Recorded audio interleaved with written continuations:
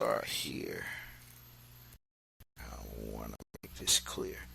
It will take time to read the reference materials listed, which has been researched by the professors and universities, congresspeople, and etc. You will turn up information that might frighten you. For instance, in 1921, the stockholders of the Federal Reserve Finance Organization called the Council of Foreign Relations.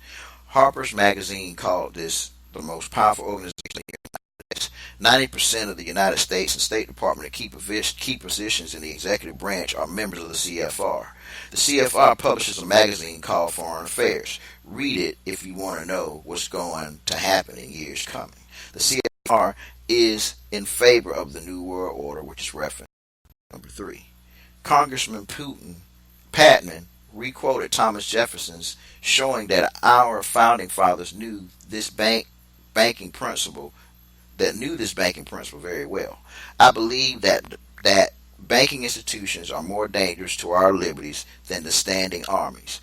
Already, they have raised up a money aristocracy that has set the government at defiance. The issuing powers, meaning of money, he said, should be taken from the banks and restored to the people to whom it properly belongs. The American Revolution was a struggle to whisk the control of the wealth from the Bank of England to resolve and restore the centers of the people, restore the center of power to the people where it properly belongs. The Constitution is specific about the authority of the people through their elected officials to control the money and thus the affairs of their government. Ben Franklin, can y'all say Benjamin Banneker, said in his autobiography that the inability of the colonists to get the power to issue their own money permanently out of the hands of George III and the international bankers was one of the prime reasons for the Revolutionary War. Thomas Jefferson stated, if the American people ever allow private banks to control the issuing of currency, first by inflation, then by deflation, the banks and corporations that would grow up around them would deprive the people of all the property until their children will wake up homeless on the continent their forefathers conquered. Congressman Charles A. Lyberg of Minnesota said, this, meaning the Federal Reserve Act, established the most gigantic trust on earth. When the president, meaning Wilson, signs this bill, the invisible government of the monetary power will be legalized. The worst legislative crime of the ages, perpetrated by this banking and currency bill. Robert H. Humphill, he's the credit manager for the Federal Reserve Bank in Atlanta. I heard somebody giving up the Federal Reserve numbers for Atlanta. No coincidence. We are completely dependent upon the commercial banks. Someone has to borrow every dollar we have into circulation, cash or credit. If the banks create ample synthetic money, we are prosperous. If not, we starve. We are absolutely without a permanent money system. When one gets a complete grasp of the picture, the tragic absurdity of our hapless position is almost incredible. But there it is. The banking problem, is the most important subject intelligent people and persons can investigate and reflect upon. It is so important that our present civilization may collapse unless it becomes widely understood and its effects are remedied very soon. Yeah, that was the credit manager for the Federal Reserve Bank in Atlanta. Napoleon, a sympathizer for the international bankers, turned against them in the last years of his rule. He said, when a government is dependent upon bankers for money, they are not the leaders of the government. Of the government. Let me say this again. Napoleon said this. When a government is dependent upon bankers for money, they and not the leaders of the government controls the situation.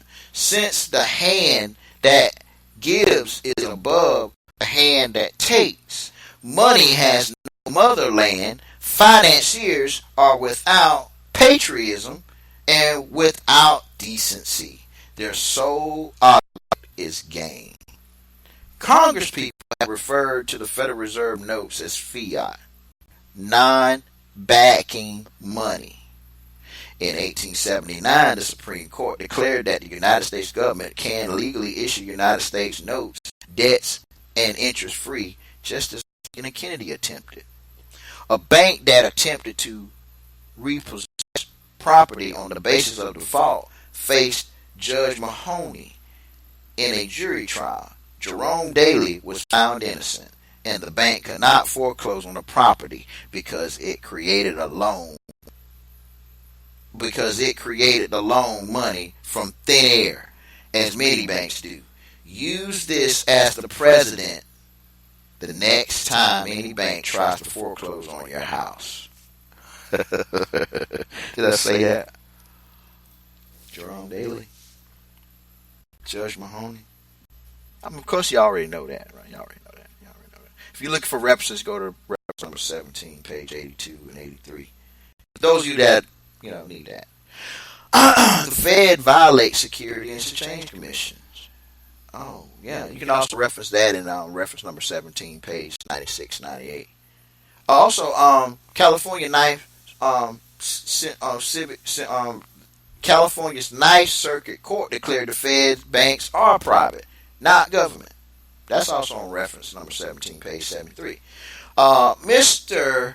Marana Eccles, who is the chairman of the Board of Governors of the Federal Reserve System, longer than any other man, testified before the Joint Economic Committee in August of 1962 when Chairman Rep. Wright Patman asked whether it was not a fact that the Federal Reserve System has more power than either government or the president. Eccles replied, in the field of money and credit, yes. That was also referenced in number 1, page 206. Hans F. Senhorst, chairman of the Department of Economics at Grove City, PA College, he stated that the Federal Reserve System facilitates the government's own inflammatory financing in the periods of emergency. It makes easy the inflammatory financing on the budget deficits and the inflammatory refunding of the government loans. It stabilizes the government inflammatory refunding of the government loans. It stabilizes the government's bond market through inflammatory methods and manipulates this market to the advantage of the government. It does all this by wrecking the purchasing power of the dollar, by subtly stealing from the people of this country what is thus provides for government, though through a process exactly on par with the coin clipping of the ancient kings, but much less visible. Where's the source? Well, the source is Banking Act 1935 in a hearing before the subcommittee of Banking and Currency Committee. It's on the United States Senate 74 Congress, first session on subsection 1715 on May 1935. You can find this on page 871 through 872. It say, and I quote, the Federal Reserve System is in the wrong hands. No constitutional republic can function when the government's money powers are in the hands of the financial obligatory hierarchy, such as the New York finances. Yes, they said that. Republican senator who preferred to remain unnamed. Yeah, he better stay unnamed. Congress is too much motivated by fears and anxieties concerning the pressure groups and the non-elections. By controlling Congress, the feds have been able to control the nominating conventions of both political parties. In this way, it has been able to handpick the presidential nominees so that no matter which party wins, their nominee for president is under definite obligations to the Fed. 1975, the Rockefeller Foundation reports. The Rockefeller Foundation report discussed the interdependence of the countries of the world on each other. It stated, we are one world, and America shall become a nation state under one government. They also say we must reach a zero state population growth. The Rockefeller Foundation stated that they have in excess of $47 million to achieve this with. Congressman John R. Rich states that the Council of Foreign Relations is dedicated to a one world government. The media remains conspicuously quiet. The CFR wants to convert the U.S. from a sovereign constitutional republic into a servile member state of a one world dictatorship.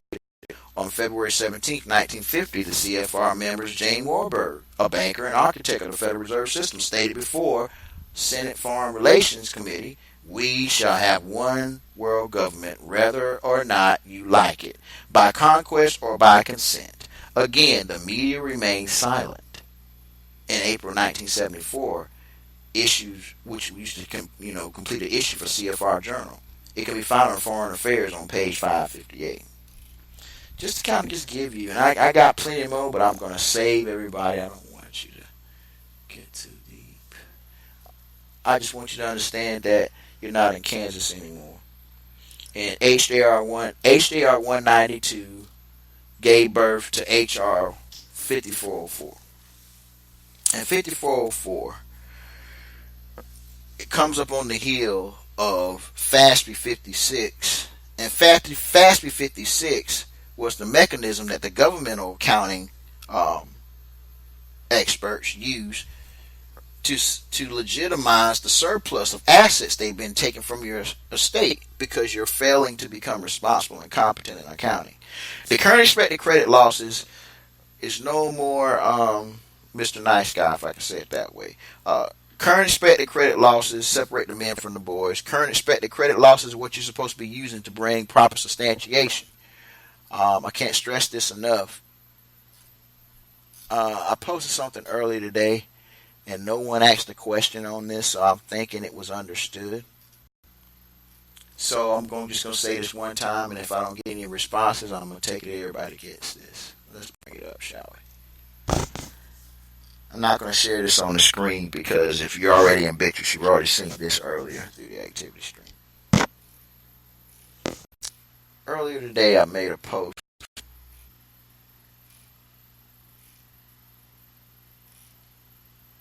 For some reason, why I don't see it? Oh, here we go, right here. About 12:06 p.m. Eastern Standard Time, in the activity stream here in Bitrix on the Diversity Trust. I made a posting that talked about the lie lines, silver, 5G, metadata, and gold, 5G, A302 return, CECL implementation, tributary tax, portable land, the law of the land, the Hague Convention, melanin and portable land. All of these things, in combination with what I gave them to you, form syntactical trust. And they're in the syntactical trust space. And these are your formulas for what you use. Because when you're inundating this information from one ledger to the other, you're utilizing this to be in compliance with the various different things that are being used to substantiate your holdings and or position from an accounting perspective. What we literally want to have happen right now is that we want those that are in a certain position to understand the simplicity and also the severity of not complying. There's a frequency that's being raised, and if you're in this class, you're part of the raising of this frequency. Just like a computer has to take an upgrade or an update, I want you to think about the planet is going through a major update. We're just going to talk about the lie lines for an example. Those of you who don't know what the lie lines are what we call track lines. I'm not going to go too deep. But it's a correlation between lie lines and silver. Both form a syntactical trust.